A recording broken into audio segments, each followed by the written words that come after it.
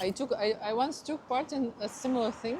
They were like filming videos about some like AI, and it was the same format. So there were also we come to people talking to them, and I liked. It's already running. Ah, okay. So, Yeah, I my see. name is David. What's your name? Ksenia. Ksenia. Nice Yeah. to meet you.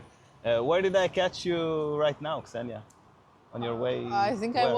I was going from work and I was planning to go to have some ice cream. Actually, you know, there is a place called Casata. It's very tasty. So it's Yeah. like there near Florentine. So I was heading there because I wanted to get some ice cream, but it works I think till midnight, so I have enough time. That's Tel Aviv, you know. It's only in Tel Aviv like that. Yeah, and today is Crazy. Thursday, so I have a lot of time. Yeah. Great. Whew, it's pretty hot. You told me you're from Russia originally. Yeah, I'm from Russia. How from long have you Moscow. How long have you been in Israel? 3 years. 3 years. And what do you think about Israel? About the vibe of Israel, the people, the culture? I love it. Yeah? So I have a very complicated story how I ended up here because first my family came here in 2022. Yeah, 2022 when the war in Russia started. So we came here. Then we spent some time here. Then we went back to Moscow. And so at some point we decided to come back.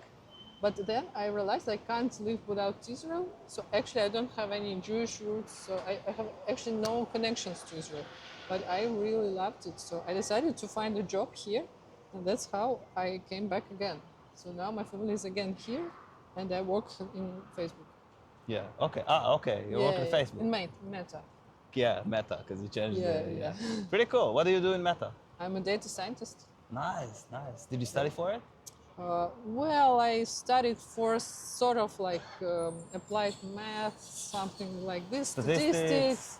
Yeah, so I ended up being a data scientist because I didn't know who I will become, and I realized that I'm an analyst. So I think I have quite analytical brain. So yeah. So it works great for you. Yeah, but actually also I'm an artist. So I have two people inside of me, like artist and analyst. Yeah. It's very different types of personalities, but I combine them. I totally get you, because I also work as a cyber analyst. Oh, really? And right now what I'm doing, I feel it's a bit artistic. You know, making clips and like having the hook and everything. Okay. So I feel the same way about that. And do you love your job? Yeah, Yeah? I really love it. By the way, before I was working as a like anti-fraud analyst. It's close to cybersecurity, Yeah. so such stuff. Okay. That you probably did it with like banking systems? And No, stuff like I that? was doing it Oh, for... within Meta? No, not Meta. It was back in Russia, and I was doing analytics for food delivery. Because in food delivery, there are a lot of ways to steal money or to steal food. So Yeah. couriers, they have a lot of schemes how they can get your order and just take it. So I was preventing this fraud. So it was really curious. Okay. Yeah, I totally get it. I really love the analytical part of like connecting the dots, being like Oh, an yeah. investigator, you know? Yeah, it's it's like fun. a detective. Yeah, and then you realize something, and you Yeah, see the it's connection. cool. Yeah, it's It's really cool. cool. It's like really cool. Eureka. Yeah, So it's yeah, great. yeah. Yeah, so you get me. You're also pregnant, I Yeah. assume. Yes, I'm not fat.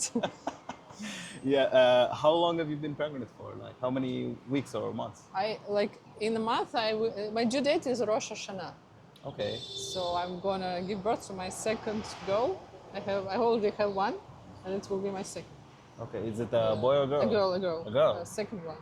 And the first is also a girl? Yeah. Oh, okay. It's So cool. 2 girls. Yeah. Yeah. It's my dream. Yeah. Oh, that's your It dream? will be girls band. Oh, wow. So you got exactly what you wanted. Yeah. Yes. Oh, that's beautiful. That's beautiful. I wish I had children. I still don't have children and still don't have a relationship. But I really love children. I really want to have like a big family. But it's Israel, so. Yeah. And how old are you? I'm 30. I'm 33. Yeah. So you have a lot of time. Yeah. And you're I'm a man. And I'm a man. Yeah. Yeah, and I'm a You man. know. So I have a time. Yeah. Yeah. I'm not worried. I'm just like, that's a thing that I really enjoy being with like children and feeling their energy. They have such innocent and pure energy to them. And I think as an adult, we should like aspire to be the same, like to be the same wavelength. Yeah. of like being free and being fun and not taking things too seriously, and it's really beautiful. I really love Yeah. children. Yeah, because with children, you should really remember how you behave as a kid, because otherwise it will be hard to be with them. So for me, when I'm bored and don't want to play, I start remembering what I enjoyed as a kid, and that really changed everything. So that's how So after that, I get a real quality time with my kid. Yeah. So, And they would love you for that. And yeah, sure. and it would make a great connection. Yeah, so which you is know, extremely important. when for example you come somewhere and you see sometimes there is when they mention some company, there are kids and adults, and there are usually some adults who really attract kids. And I love observing such situations, and I think, so why this person is so attractive to kids? And I realized that this person just speaks to the kids as to adults, like serious. He takes them seriously, and when you perceive kids like really seriously as other adults, or like you really take them seriously, not just playing, you communicate with them. It's a game changer, and they start perceiving you as someone really attractive. That's how it works. I Yeah. think. And you actually talk to them. There's a lot Yeah, of conversation that adults have with kids. It's not really a conversation. It's like, but are you sure you want to do that? That's not a conversation. Yeah, That's like yeah. you're No. belittling him, and he like feels the energy. It's not there. And Yeah. I think also like when we teach a child, we need to embrace his failures. Like let him learn. You know, there's a lot of times I see it a Yeah. lot when I'm like at a restaurant or something like that. Like a kid needs to, I don't know, like tie his shoes or something like that, and the parent is so stressed about it, and he just ties his shoes. Like, let me do it. Like, no, you need to let your kid like learn and fail and try. Like, give him 10 minutes even. Like, Yeah. it's so important. It's so important. If you don't do that, what he will learn? He will learn that there's always be an adult, his father, his mother, whatever, and he will always be dependent on that. Yeah, and you should always plan more time than you need, because actually the secret is that you just plan like additional hour or half an hour for all this, and then the kid. Yeah. So you should never be in hurry and in stress, and then there will be enough space for your kid to do everything himself, to play, and it will be perfect. So Yeah. you should never hurry. Yeah, yeah. Yeah, That's so cool. That's so cool. Do you have you come to Israel with your family, Yeah, friends? yeah. So with my husband, my daughter. So and I have a lot of friends here, much more than in Russia. Yeah, really. Because it was like that year. It was very hard because a lot of people were escaping Russia, like immigrants, and many people came here. So I have quite a big company of friends who also came in the same, like when the war started. Yeah, also So escape. yeah, some work here, some started, some I think some businesses. So it's really interesting because we have quite a tight community, because we are all in the same situation. So all our families, like our mothers, fathers, they are left there, and we are here. We are immigrants, and we have each other. So that's why we communicate a lot. So that's great. And also I have some local friends too. Yeah, of course. Yeah, it's great. So yeah, you asked me about Israel. I really love it, especially Tel Aviv. So I love the vibe, because it's the people are very kind here. So it's like not. So I never saw the same anywhere in the world. Oh, I'm glad Yeah, to hear. really. Glad to hear. Yeah. Yeah, the people help you. They're chill. The vibe is like. So what I like here is that you don't have, you have buildings and you have street, and between your home and the street there is no. It's like it's some universal space. It's like some how to explain it. I mean, there is no strict border between your internal and external. So I mean that you can sit in the street and you feel like home. So Yeah. so now we're sitting here. It looks like we're sitting on some sofa. It could be like at your apartment or my apartment, Yeah. or at some friends. But it's in the And- street. There's Yeah. like street here, cars but- going by, and there's homes here. Yeah, but it feels like it's one like same space, and it's great because you feel very cozy everywhere. Yeah. I also think the same, and I think the way the neighborhoods are structured, it's very like it's not dense. It's not some neighborhoods are very dense, like Yeah. populated just apartments, and in here it's very fluid. There's apartment, and downstairs there's also always a pub or Yeah. some supermarket Yeah, or some something. local Yeah, and then you feel like you have your own neighborhood. You have the same people you meet. You can go and go to the pub downstairs with your neighbors. I Yeah. feel it feels very connected with Yeah, with connected. yeah, Exact. So that's what I mean. Yeah, it's very connected. and community like it feels a bit more community. Yeah. So when you go home, you are not like inside your fortress, you know, you are not like trying to escape from the outer world, but it's all together. You have big terraces, you sit outside on the terrace and you are connected with everything outside. So you can see your neighbors, you can talk to them. For example, the house I live, we have very big terraces and I can get out and say hello to my neighbor who is on his balcony, and that's like everything is connected. That's Yeah, great. yeah. And I love it. I love it. I wish I was more connected with my neighbors. My neighbors Oh. aren't that connected, you know. Yeah. Some neighbors are great, Okay. but my neighbors aren't that connected. I live in a neighborhood, so in my house there are a lot of older people, so like quite old people, and I don't know, maybe they're so friendly, they spend time at home, and I know them, so maybe it's like I'm lucky, maybe. Maybe, I Because don't maybe know. if you live in the very center, it's different. The vibe is different. There are a lot of like young people who love, I don't know, clubbing, going Yeah, out, yeah. maybe more isolated. But at my neighborhood, it's very family. It's like a lot of kids, a lot of older people. So maybe that's Yeah, a yeah. different type. Maybe I live like I don't know 400 meters from here, like Really? in the way to Rothschild. Oh, yeah. Yeah. It's. I So know it's it's yeah, quite it's a mixed. busy area. Yeah, it's a busy area. Yeah, you put it Okay. right. Yeah, Busy because I area. live in the north, and it's more like for families with kids or older people, or Yeah. maybe some rich old Tel Avivians. I don't know. So Yeah, they I have- mean you need to make good money to live there.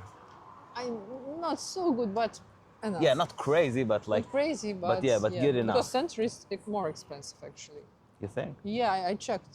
Yeah, I don't Yeah, know. so you know, like living in like Hindi towers or like Gindi, Yeah. or like here somewhere it's more expensive. Yeah, but yeah. actually all the cities And those are very towers. Yeah, the expensive. towers are expensive. Yeah, Yeah, but this city is very expensive. yeah. I mean, it went. I think in 2023 we won number one in the most expensive city in the world. Yeah, It's so crazy. It's more expensive than London, Tokyo. Then Hong Kong, then like Yeah. what the hell? New that's York. crazy. Like it's crazy because we don't like. Let's be real. Tel Aviv is a good city, but not that good. Yeah, I not agree. that good. Yeah, that's true. like yeah, our beaches are fine and everything, but come on, it's Tel Aviv. Yeah, there are rockets. Yeah. Yeah. Yeah, we do have rockets all the time. Yeah, yeah. But that's entertainment. How did it felt for you, like that you like escaped Russia because of the war, and then you came here and another war started? Well, so when it was October 7th, it was very tough. So I really, but after after it happened, I started feeling really connected to this country. So I really felt how people feel, because everyone around me, they all. So I realized how small is this country. So everyone has someone who suffered. For Yeah. example, my neighbor, his friend was killed, and it was everywhere, and I started so that's how I got my first strong connection, but then so after that, like, it's a tragedy.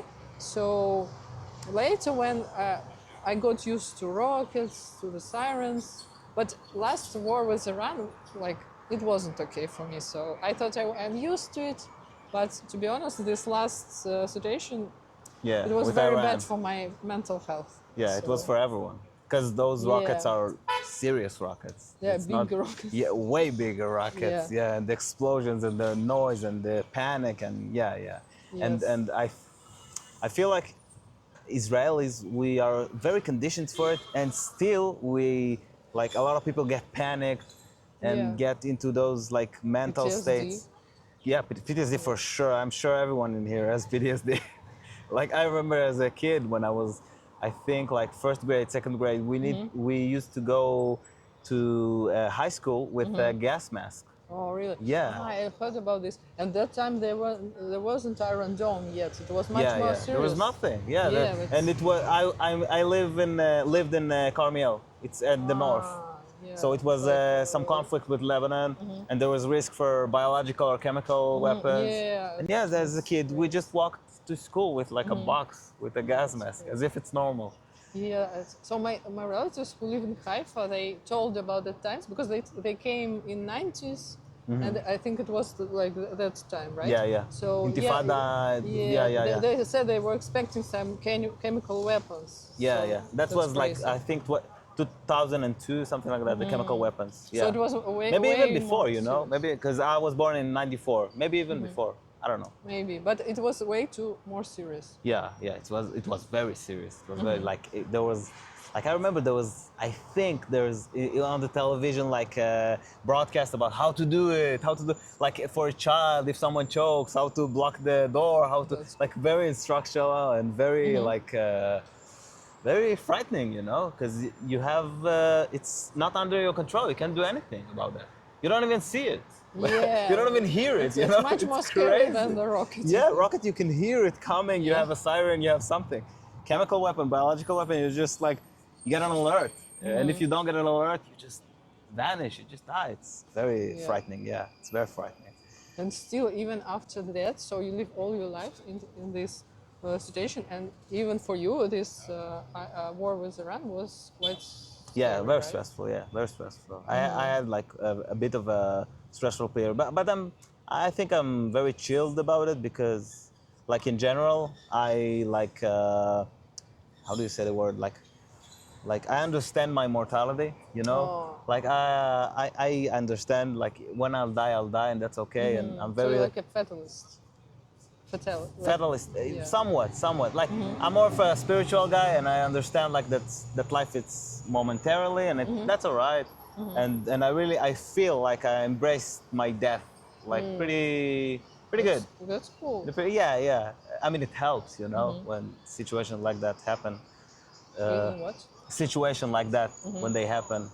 But yeah, it's still stressful, you know, to hear the sirens and to even to hear like a motorcycle going by and you feel like it's a siren and you get late. It's PTSD for sure. It's PTSD. Yeah, no question about that.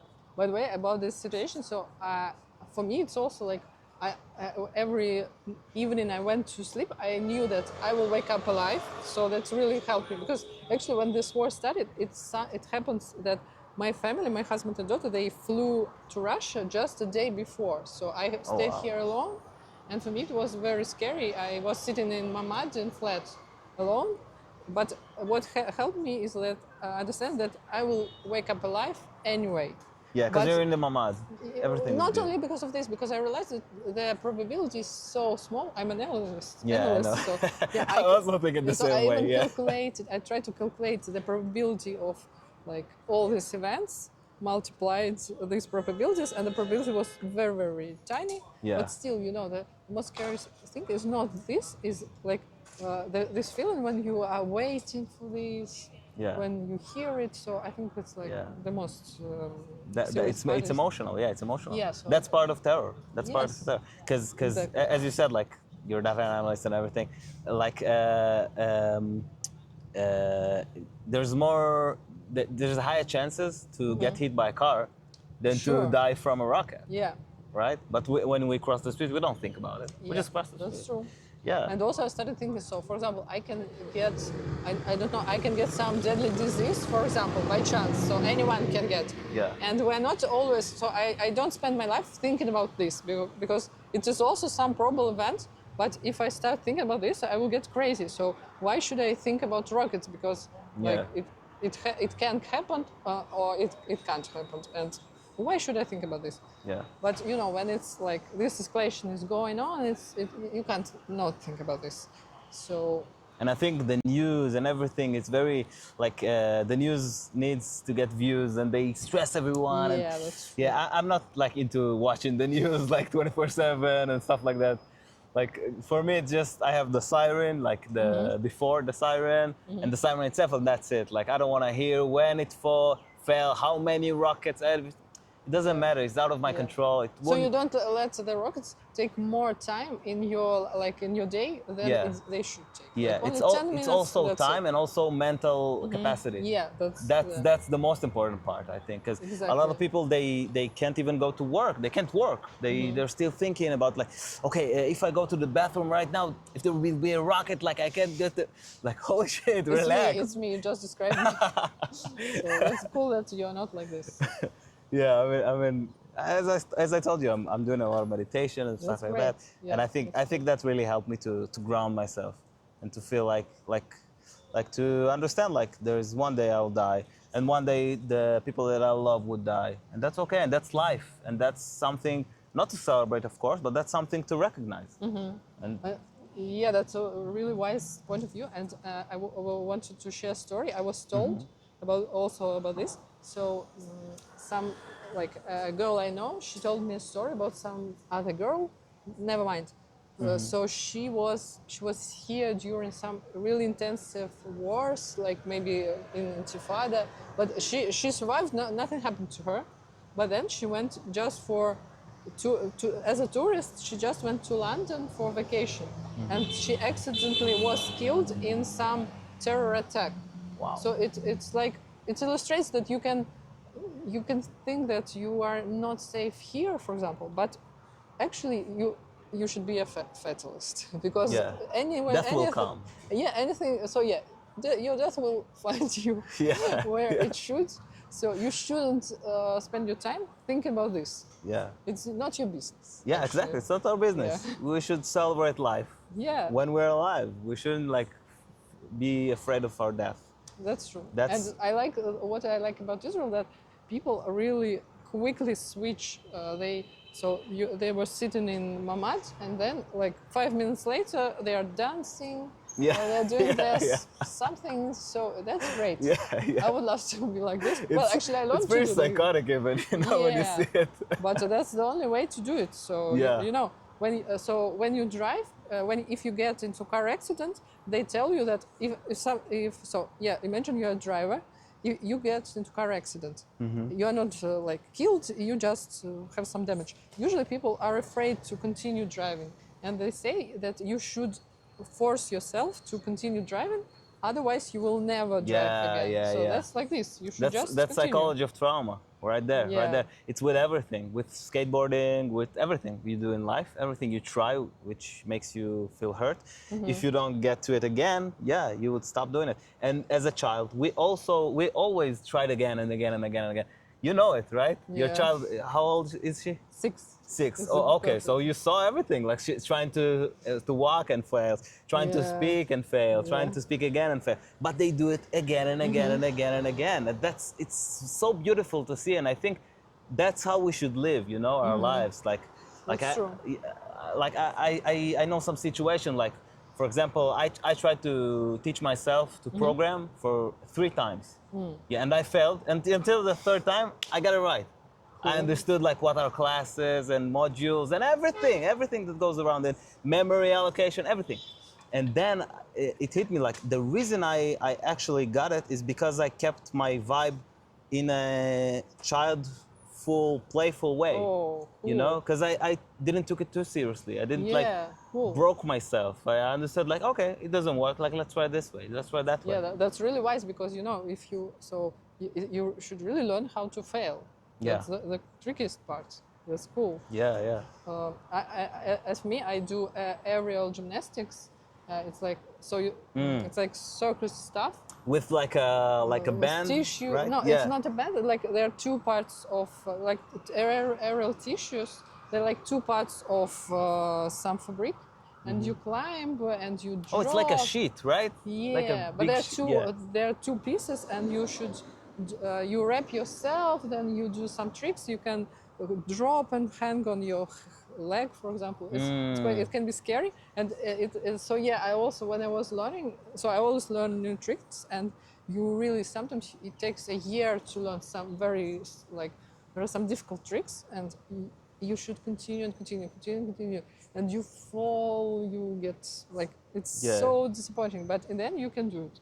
So that's cool. Yeah, it's really cool. You know, I saw it like a few times, like how they get themselves tied up and up there, and then they spin around, right? Exactly. And then they stand or they fall or they spin again or something. Yeah, it's called a drop when you just get to the very to the highest point, and then you suddenly release and you start falling, and then you hang in some beautiful pose. So yeah, it's called a drop. Yeah. So it's cool. It's really cool. How long have you been doing that?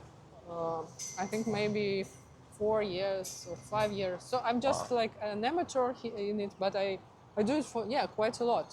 So I quite strong, but not now. I'm stopped doing this. Now it's not only the time. 2 weeks ago I stopped doing because I was continuing all the time because it's safe. You can do it safe. You shouldn't do drops, but at least you can do some splits, some beautiful poses. So you can still have fun with it. Yeah, sure. Yeah.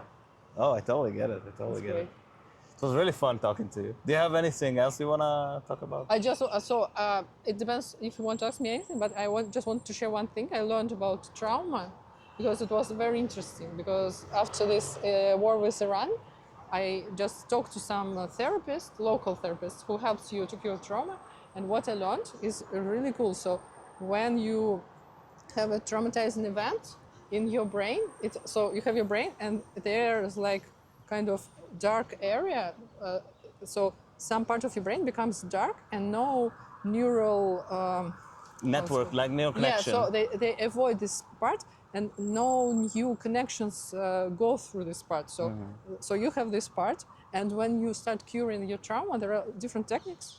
When you start growing new connections through this area, and after that you're cured. So for example, you start you remember this event, then you start remembering some other events, and somehow they bring new associations, and they just override this. So that's really cool, and it works. And just in case. Cool. So what's the application of that? Like, let's say I have a trauma, and I don't know, I can't I don't know. You always remember something traumatizing, for example, or you're afraid of something. Right. Like this. Yeah, so there's a specific technique, it's called like EMDR therapy. So you literally just sit and you start doing different physical actions like this or like this. So you start activating both parts of your brain. So you just do some physical, like you kick yourself or touch yourself like this. And at this point, this moment, both parts of brain are activated. Then you start imagining this event. And then you start, so the therapist asks you questions, and then he guides you through it, and you, for example, start think about something else something nice, something beautiful, and somehow, I can't explain how exactly it works, but somehow it overrides you. So actually there is a technique, so you should Google it. And it's better to start with a therapist who knows what to do. But it's really simple, and in the end, it can help you in 1 hour. So for me, it really helped to override one event connected to the war. Yeah. Oh, it's really interesting because I think, when you said it, I think maybe it's the trauma itself. It overrides a certain area in our brain, and I think when it does that, our focus of that specific timeline or that specific spot, everything around the traumatic event is great. Let's say we have a traumatic event right here, okay? So right now you can't, I think I would tell myself, okay, think about this place, and now think about the stores that are around this place, and think about the street, and the noise of the street, and the dog that's barking, and connected to other places, and see it in a wider way, I think. I don't know. That's what I took from it. Maybe, but I'm not a specialist here. But I just know that it can really be cured because your brain it's plastic. It can change. Yeah. And maybe there is a great book Brain Plasticity, something like this. So it was very popular, non-fiction. And when you read it, it's. I think Thinking Fast and Slow. I think the author is the same. Oh, it's the same. It's I think it's his other book, or maybe another yeah, they're definitely connected. So it tells you how you can, like, for example, how your brain overrides some things. Or for example, when people get a stroke, some part of brain becomes dead, but they can rewrite the functions that were in other parts of brain to like other parts of brain, or maybe they can override this part again. For And example, then like the brain misuses its own tools and functions just to get the job done. yeah, You know, and then like you have like a PTSD behavior, right? Yeah. Wow, it's so the very idea is interesting. that so brain is, so you can say that some specific part of brain is only dedicated to like some functions. They can replace, so you can use other areas of your brain for the same function. So that's how like everything changes, and you can work with it, and somehow you can really change the like map of your brain. So that's really cool. I see. Okay, I'll research about it. Yeah. Thank you very much. Okay. Nice to meet you. Nice to meet you too. Thank you, because that was a nice talk. Yeah, it was really great. Bye, everyone. It was really fun. Yeah, thanks.